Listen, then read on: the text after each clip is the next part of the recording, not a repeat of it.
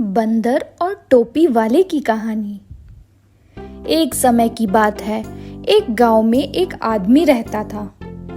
वह टोपी बेचकर अपना गुजर बसर करता था। एक बड़ी सी टोकरी में रंग बिरंगी टोपियां लेकर वह रोज सुबह घर से निकल जाता और गांव-गांव जाकर बेचा करता था। एक दिन वह गांव से टोपियां बेचकर दूसरे गांव जा रहा था। रास्ते में उसे बरगद का पेड़ दिखाई दिया। दोपहर का समय था और वह थक चुका था, इसलिए सुस्ताने के लिए उस पेड़ की छांव में बैठ गया। अपनी टोपियों की टोकरी को उसने एक तरफ रख दिया।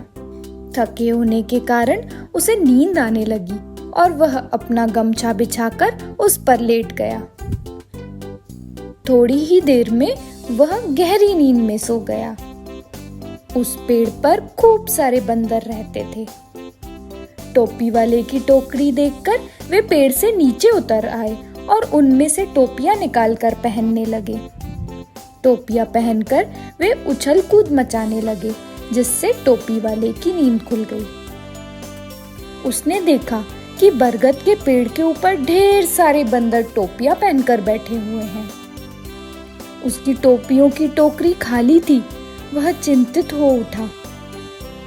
वह सोच में पड़ गया कि अब टोपियां ना बेच पाने के कारण उसको कितना नुकसान हो जाएगा।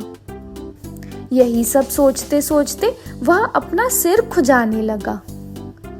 उसे ऐसा करता देख बंदर भी अपना सिर खुजलाने लगे। व्यापारी को यह देख के बहुत गुस्सा आया। उसने गुस्से में अपने सिर पर अपना हाथ तेजी से मारा।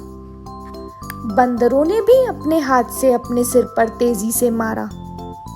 बंदरों को ऐसा करता देख व्यापारी को समझ आ गया कि बंदर उसकी नकल उतार रहे हैं।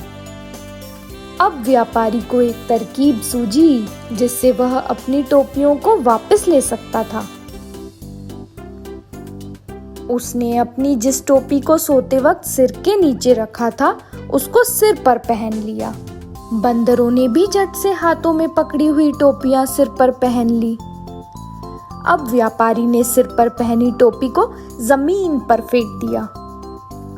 बंदरों ने भी व्यापारी की नकल उतारते हुए अपनी सिर पर पहनी हुई टोपियां जमीन पर फेंक दी। व्यापारी की तरकीब काम कर गई थी। उसने जल्दी जल्दी सारी टोपियां इकट्ठी करी और टोकरी में सभी टोपियां रखने के बाद व्यापारी वहां से तुरंत उन्हें बचाने के लिए दूसरे गांव की ओर चल दिया।